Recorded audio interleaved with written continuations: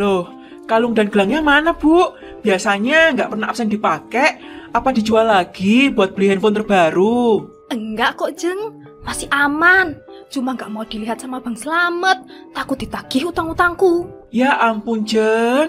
Jadi masih ngutang aja. Nggak kasihan apa sama Bang Slamet diutangin sana-sini? Walah, untungnya lo pasti udah banyak, Bu.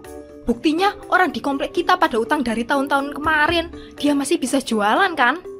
Ya, siapa tahu dia pakai utang juga, Bu, buat modalnya. Udahlah, Bu.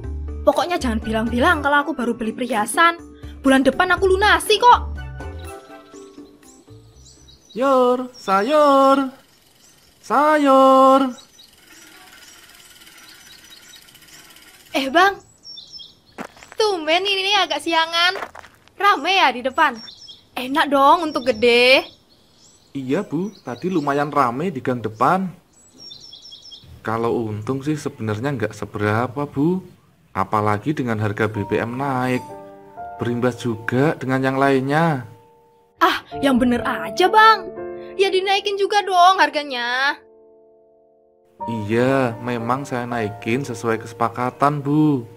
Cuma ya itu, sekarang lebih banyak lagi yang ngutang. Loh, nyindir saya ini ceritanya. Mentang-mentang saya ngutang terus. Saya bicara fakta Bu. Kalau merasa tersindir ya maaf. Karena terus terang, saya nggak punya dana cadangan buat muter dagangan. Kalau begini terus, bisa-bisa saya gulung tikar sebulan ini. Hah? Nggak jadi belanja deh. Sakit hati ini. Ya kok gitu? Nggak apa-apa kalau nggak belanja Bu. Tapi hutang-hutang kemarin dicicil sedikit-sedikit lah. Suamiku belum gajian. Kalau udah gajian aku bayar kok.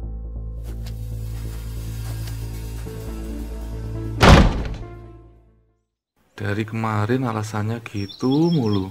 Masa 3 bulan belum juga gajian? Sabar ya, Pak. Memang berapa sih hutangnya? 3 juta Bu. Bagi saya itu banyak sekali. Waduh, bagi saya itu juga banyak, Pak. Kemarin dia bilang ke saya, cuman punya hutang 300.000. 3 juta semua totalnya Bu. Pas acara pengajian kemarin kan belanjaannya di saya semua. Tapi yang ngutang dulu. Idih, gitu gayanya kayak orang berduit. Kemarin saja dia baru... Baru apa Bu? Enggak, Pak. Baru ngutang juga di toko sayur, di toko seberang. Udah, ini berapa, Pak, totalnya? Jadi 36.000.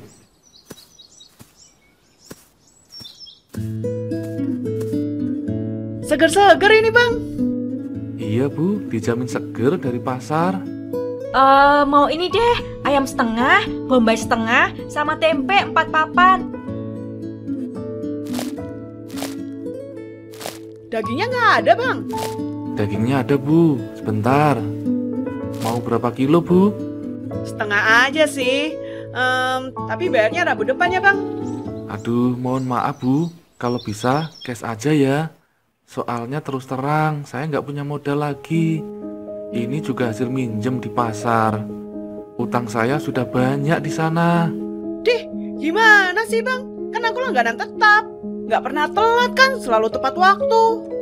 Iya Bu, saya tahu. Saya ngomong gini ke Ibu karena saya juga lagi kepepet. Kok jadi gini sih? Ya udah, nggak jadi belanja di sini. Dan mulai besok aku nggak mau belanja di kamu. Apes kalau dapat pembeli kayak gitu.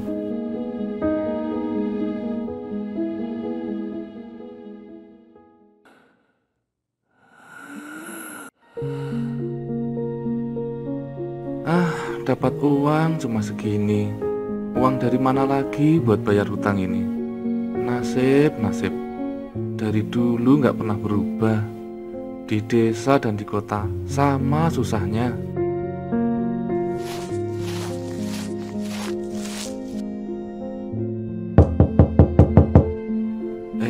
Masuk.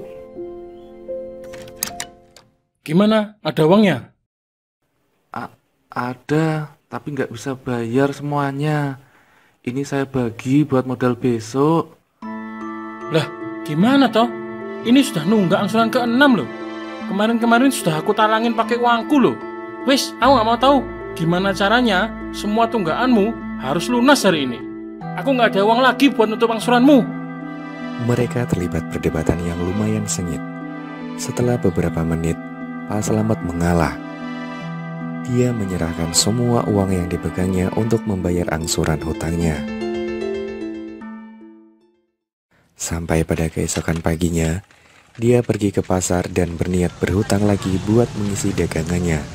Namun, Wah, maaf Matt, untuk kali ini aku nggak bisa bantu. Aku juga sama, banyak yang belum bayar. dari satu pedagang ke pedagang lain, hasilnya pun sama. Dia ditolak berhutang kembali. Pak Slamet mendorong kembali gerobaknya yang kosong ke kontrakannya dengan lesu, lalu masuk ke rumah dan duduk di kursi. Dia juga memegangi perutnya yang lapar, karena sejak tadi dia belum sarapan. Halo, Bu? Gimana, Pak? Aku sudah nggak ada uang buat kebutuhan sehari-hari. Hutang di warung-warung juga semakin banyak, Pak. Bapak belum ada uang, Bu. Ini banyak yang hutang, belum pada bayar. Ada Bu Lucy yang sampai 3 jutaan, Bu, hutangnya. Astagfirullah, kok tega ya, Pak? Semoga lekas dibayar besok. Aku akan cari bantu-bantu cuci di sini. Iya, Bu. Maaf, Bapak belum bisa kirim duit ke rumah. Nggak apa-apa, Pak. Mau bagaimana lagi? Bapak, jaga kesehatan ya di sana. Iya, Bu. Titip salam buat anak-anak.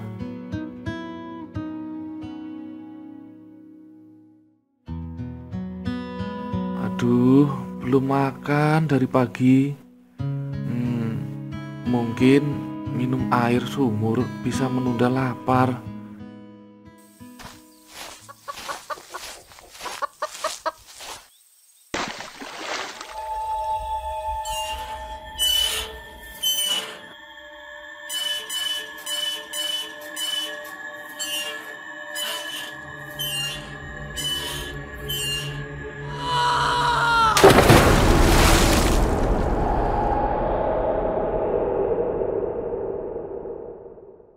Bu, aku lapar. Sabar ya, Nduk. Ini ibu mau cari kerjaan cuci-cuci dulu. Makannya sore aja. Nggak apa-apa ya. Astagfirullah. Kenapa ini? Semoga Bapak nggak kenapa-napa.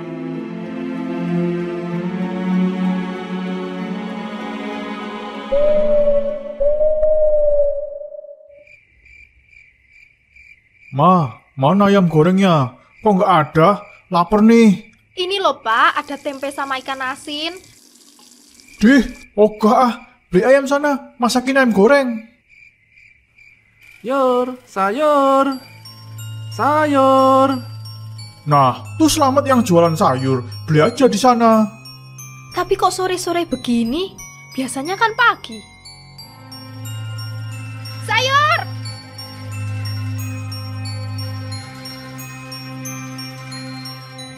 Tumben sore jualan, biasanya pagi. Tenang, aku gak ngutang. Bayar cash. Cuma butuh ayam saja. Itu juga kalau gak permintaan suami. Gak bakal belanja di sini lagi. Diajak ngomong kok malah diem aja, kayak orang mati. Berapa ini? Ayam setengah kilo. Ini gratis buat Ibu.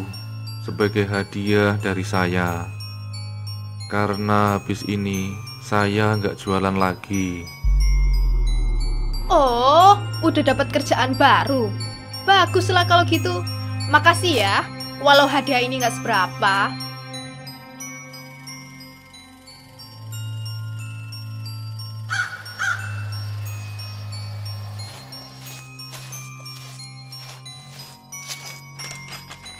Bu, ini ada daging gratis buat Ibu. Karena besok saya sudah nggak jualan lagi. Emang mau kemana? Serius itu buat aku? Sebenarnya aku males sih nerima yang kayak gini. Tapi karena dipaksa ya mau aja. Tapi utang-utangku gimana bayarnya kalau kamu nggak di sini lagi? Terserah ibu. Permisi.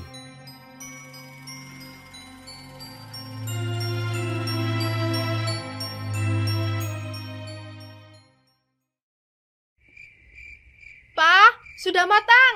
Ayo makan dulu.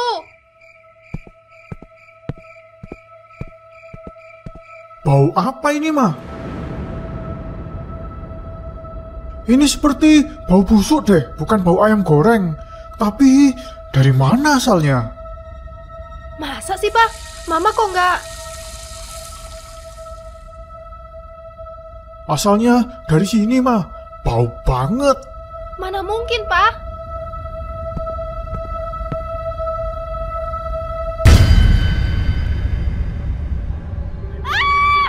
Kau gila ya, menghidangkan makanan ini buat suamimu. Keterlaluan sekali. Wes aku cari makan di luar. Pak, tunggu, Pak.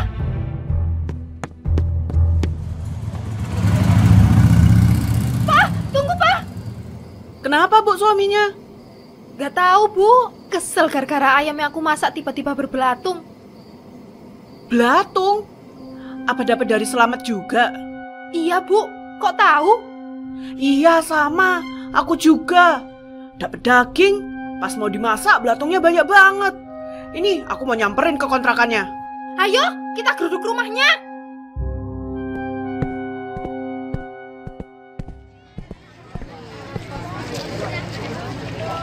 Maaf, permisi. Ada apa ya kok rame-rame sekali? Ini kontrakannya Pak Selamat pedagang sayur itu kan? Iya, Bu, benar. Dia ditemukan tewas terjebur sumur. Baru ketahuan tadi saat ada rentenir yang nekat masuk rumahnya mau nagih hutang. Bu, beneran kan tadi yang ngasih daging itu Selamat? Aku yakin itu dia. Tapi jika dia meninggal, lalu yang tadi? Jangan-jangan itu hantunya mau nagih hutang ke kita. Aduh, mana saya punya hutang banyak ke dia. Iya, saya juga, Bu.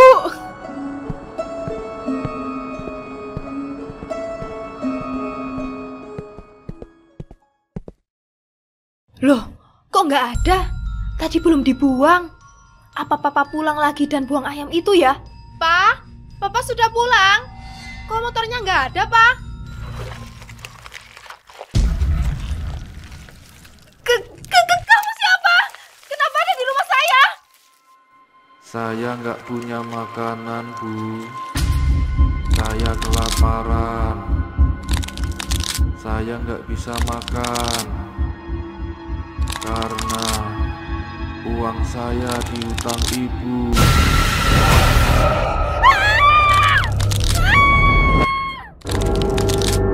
Ternyata bukan hanya Lucy saja yang diteror. Namun, semua ibu-ibu yang memiliki hutang juga mengalami hal yang sama. Mendengar apa yang terjadi pada ibu-ibu komplek, Mirna menyarankan ibu-ibu tersebut untuk membayar hutang-hutang mereka ke keluarga mendiang Pak Selamat. Akhirnya, semua ibu-ibu itu pergi ke rumah keluarga Pak Selamat. Bu, ini hutang-hutang kami ke Pak Selamat. Maaf, baru bisa kami berikan sekarang. Semoga Bapak bisa beristirahat dengan tenang. Saya sudah dengar apa yang terjadi pada suami saya. Jika saja ibu-ibu kemarin tidak berhutang, mungkin kejadian ini nggak akan terjadi. Uang ini sekarang, toh nggak akan bisa mengembalikan suami saya. Kami datang dengan itikat baik, Bu. Tidak, ibu-ibu datang karena sekarang tidak bisa tenang, bukan? Saya tidak akan terima uang ini. Yang akan terjadi, biarlah terjadi. Semoga ibu-ibu masih bisa beristirahat dengan tenang.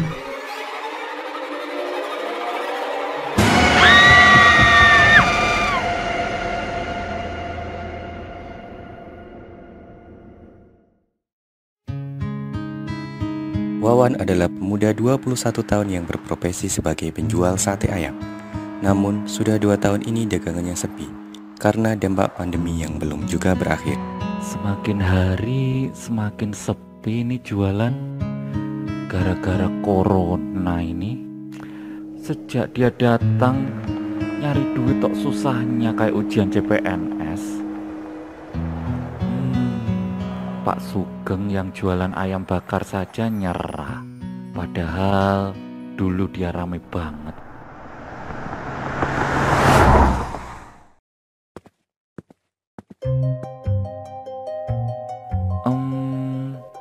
Kayak kenal ya. Lupa ya. Walah, Pak Sugeng toh.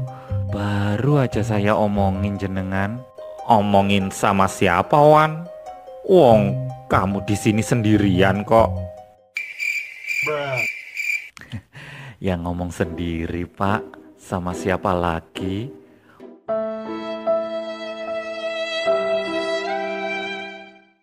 Wong, teman-teman jualan pada gulung tikar semua.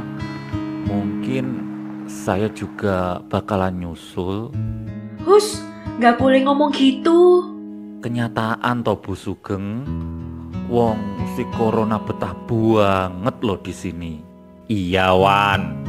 Makanya kita harus bisa menyesuaikan dengan situasi dan memutar otak gimana caranya agar dapat duit lagi. Loh, saya malah ngira Pak Sugeng gulung tikar. Nggak taunya malah sukses. Nah, itu yang aku maksud, Wan. Kita harus pinter-pinter muter otak biar tetap bisa makan. Justru itu kami kesini, pengen ngajakin kamu join usaha kami. Wah, beneran loh Bu. Tapi bisnisku ini beda dari bisnis lainnya. Bisnis apa toh, Pak? Sama kayak kamu, Wan, jualan sate. Cuman dagingnya beda. Kami jual sate gagak.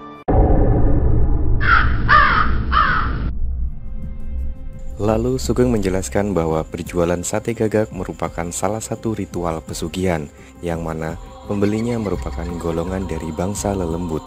Walau golongan tak kasat mata, namun uang yang mereka bawa merupakan uang asli. Nggak berani kalau itu, Pak. Wong, saya ini orangnya penakut loh. Bocah iki. Wong belum dicoba kok udah ciut duluan. Dengan terus-terusan dibombardir dengan iming-iming pasangan suami istri itu, akhirnya pertahanan Wawan runtuh juga.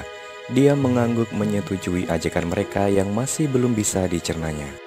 Nah, gitu. Yowes, sekarang buatkan kami sate 100 tusuk. Wah, diborong ini. Iya, biar kamu cepat pulang.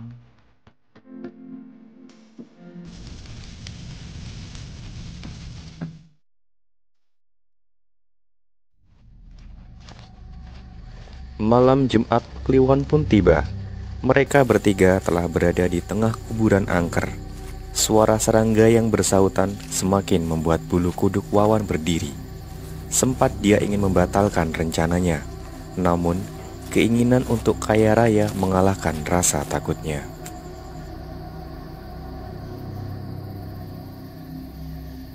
Bakaran arang telah disiapkan. Istri Sugeng menabur kemenyan di atas bara sambil membaca mantra. Sugeng lalu menata rapi daging gagak yang telah dibuat sate. Aroma kemenyan menyatu di udara, mengundang jin, setan, dan sebangsanya untuk mendekat.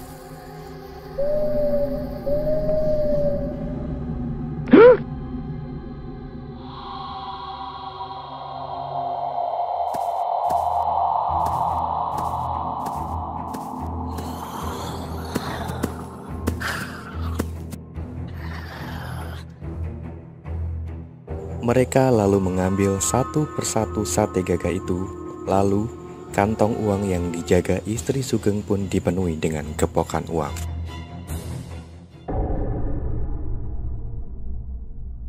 Sudah selesai, Wan. Serius, Pak? Cuman begini saja? Lah iya, emang begini aja. Tuh, lihatan di karung itu. Weh, lah kok banyak banget, Pak? Dibilangin kok gampang toh cari uang. Iya, Pak. Kalau begini terus bisa punya banyak rumah saya. Jangankan rumah, hotel pun kamu bisa beli, Wan. Nih, aku kasih kamu 10 juta. Kalau udah mahir, aku tambah 3 kali lipat. Beneran, Pak? Wah, matur suwun loh, Pak. Bu, Jadi nggak sabar nunggu Jumat Kliwon berikutnya. Haha, ketagihan toh. Kamu nikmati aja dulu uang ini.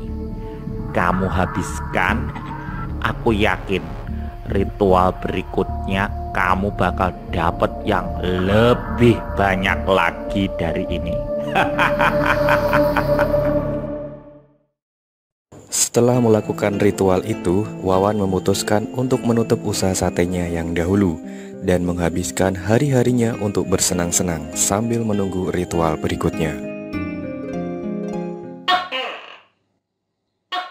Aduh Wan, gimana ya? Badanku pegel-pegel ya. Capek banget. Ini juga kayaknya lagi masuk angin. Lah, terus gimana Pak? Gak jadi ritual berarti hari ini?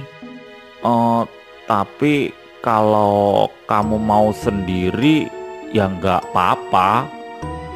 Kalau sendiri ya agak merinding sayanya. Padahal malam Jumat Kliwon ini spesial. Malam ini bulan purnama muncul dan pasti mereka bawa banyak sekali uang. Dulu kami pernah dapat sampai 1 miliar. 1 miliar, Pak? Wah, eman toh? Masa dilewatkan begitu saja? Sebenarnya Wawan takut melakukan ritual sendiri. Namun karena kata istri Sugeng, jika malam ini merupakan malam spesial sampai bisa mendapatkan 1 miliar, dia lalu melawan rasa takutnya itu. Terlebih, kata mereka malam ini tak perlu merapal mantra, hanya dengan kemenyan saja sudah cukup. Tepat tengah malam, Wawan sudah berada di lokasi seperti yang diinstruksikan. Dia membakar arang lalu menyusun sate gagak untuk dibakar. Lolongan serigala terdengar. Bulan purnama sudah nampak jelas. Kipas dari bambu mulai diayunkan ke kiri dan ke kanan, membuat asap menyebar ke semua penjuru. Aroma kemenyan yang dari awal dicampur arang dengan cepat mengundang para setan untuk berkumpul. Satu persatu sate gagak telah berpindah ke tangan lelembut itu. Uang pun sudah terkumpul memenuhi karung yang tadinya kosong. Dan benar, kali ini lebih banyak daripada yang kemarin. Begitu sate terakhir diambil, Wawan berhenti mengipasi, bersiap merapikan kantong uang. Namun belum sempat dia beranjak dari tempat itu, muncul satu sosok mengerikan.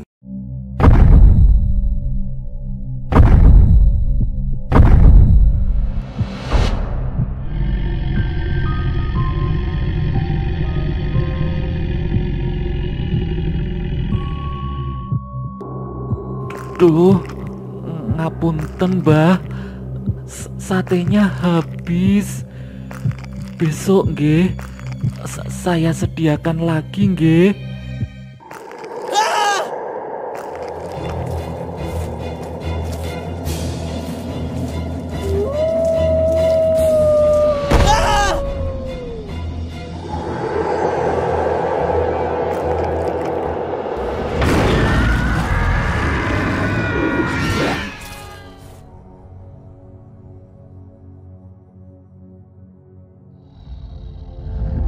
Semoga Mbah puas dengan tumbal kali ini.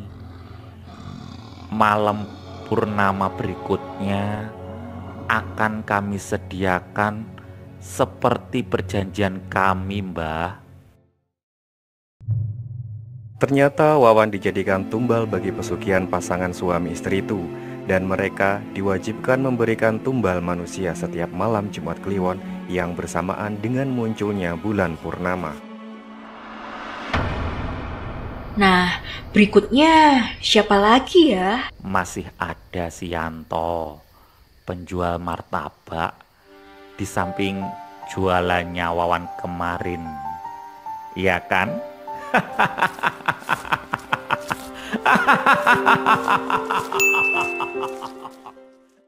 Ayo mas, mana martabakku?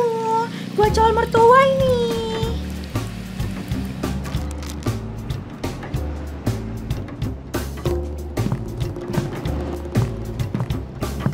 Permisi, numpang tanya, apa Wawan yang jualan sate ayam sudah pindah ya? Iya Pak, sudah 1 bulan ini dia pamit ganti usaha katanya. Gak jualan sate lagi ya nak? Enggak Pak, setahu saya sebulan lalu dia memang mengeluh sepi dan pengen nyari usaha lain. Bapak sudah ke kosannya? Katanya sudah pindah juga. Kalau seingat saya, sebelum Wawan berhenti jualan, dia diajak bisnis sama Pak Sugeng. Oh, gini saja. Saya coba bantu carikan alamat Pak Sugeng. Nanti saya tanyakan di mana Wawan sekarang. Gimana? Iya, Nak.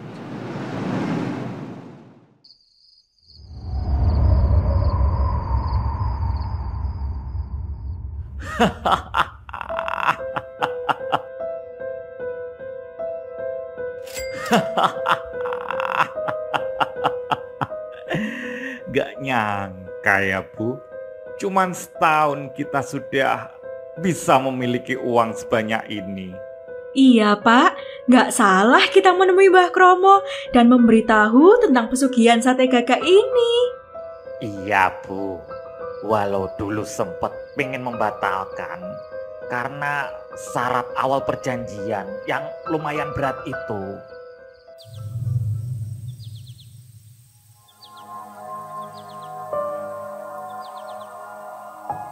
Kami sudah buntu Mbah.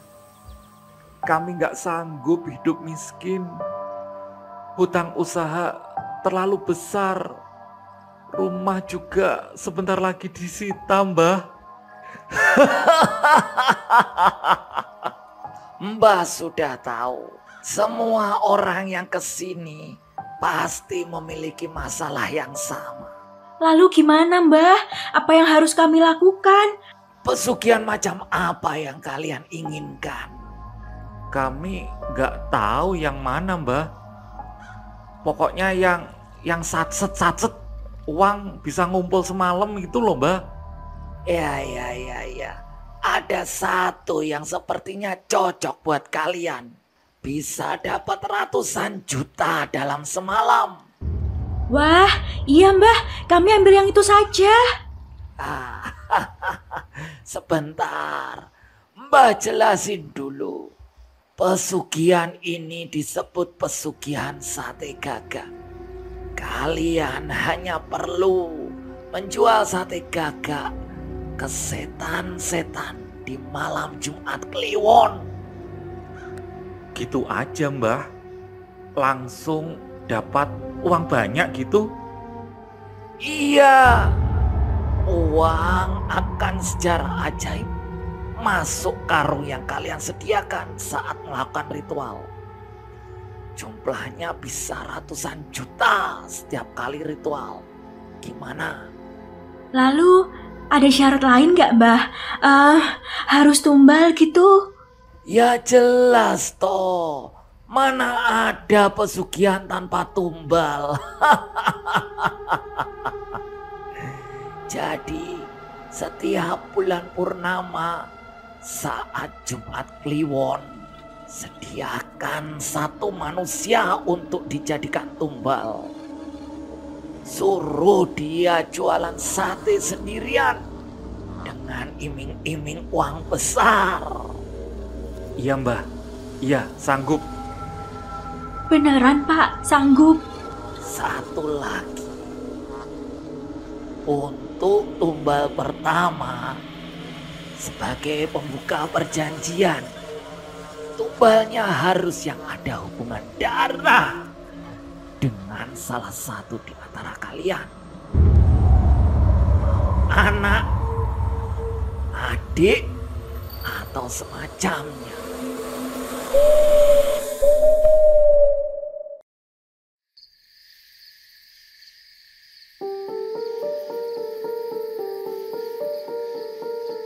Nah, kamu kipas-kipas saja ya. Nanti kalau sudah selesai, aku kasih tahu. Iya Mas, sebenarnya aku takut banget loh Mas. Tapi demi uang, ya aku mau melakukan ini Mas. Ya sudah, Mas mau keliling dulu merapal mantra supaya cepet datang itu setan-setannya.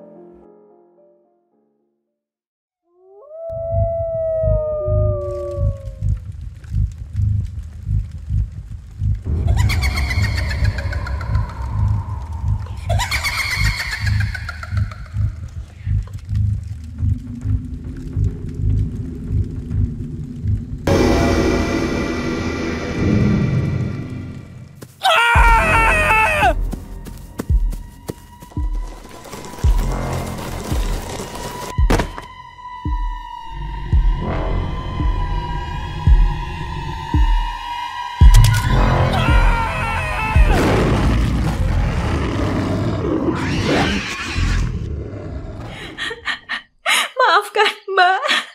Mbak terpaksa melakukan ini. Slamet merupakan adik dari istri Sugeng dan merupakan tumbal pertama mereka. Awalnya istri Sugeng memang merasa sedih, namun setelah melihat uang yang terkumpul dalam karung, rasa sedihnya sirna. Wah.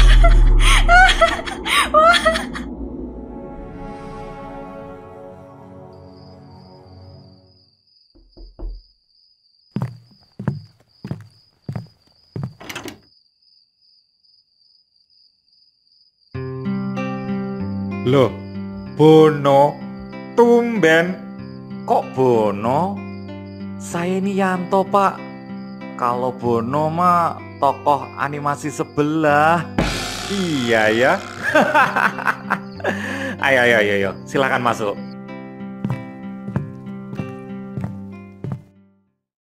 Gini Pak, saya mau tanya, Bapak tahu alamat baru Wawan tidak Pak? Soalnya bapaknya kemarin nanyain ke saya. Oh itu, dia sudah kaya sekarang. Apa nggak pernah main ke sana? Nggak pernah Pak. Malah dia nggak kirim uang buat bayar kos bapaknya. Waduh, durhaka si Wawan. Ternyata setelah banyak uang dia lupa sama orang tuanya. Nah, gini. Ini ada uang 5 juta. Tolong kamu kasihkan ke bapaknya. Wah, beneran Pak? Iya, aku nggak tega kalau sama orang tua. Pak Sugeng ternyata murah hati. Mirip sama YouTuber yang bagi-bagi duit itu loh. Si Biang Wong itu loh. Baim Wong, bukan Biang Wong. Iya, itu maksudnya. Kalau boleh tahu, Bapak ini usahanya apa ya? Kok bisa banyak banget duitnya? Sini aku bisikin.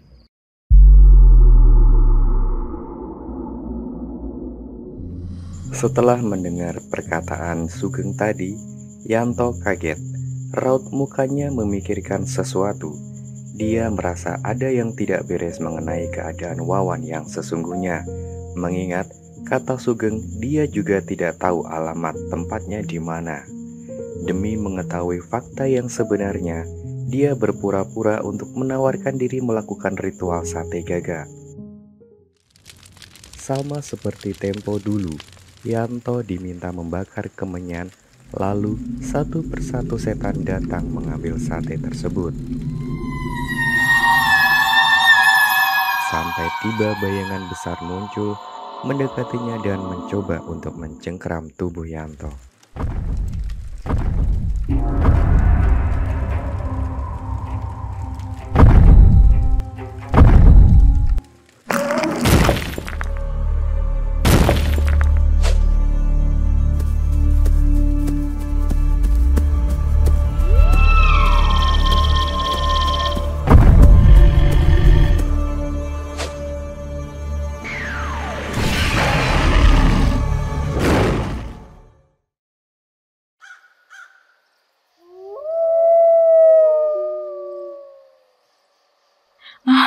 Apakah Yanto sudah mati, Pak? Nggak tahu ya, Bu. Biasanya tumbal-tumbal dahulu kita sering mendengar teriakan. Kok aneh ya? Apa kita ke sana sekarang aja ya? Di sini kita nggak bisa lihat apa-apa. Ayo, Bu, ayo.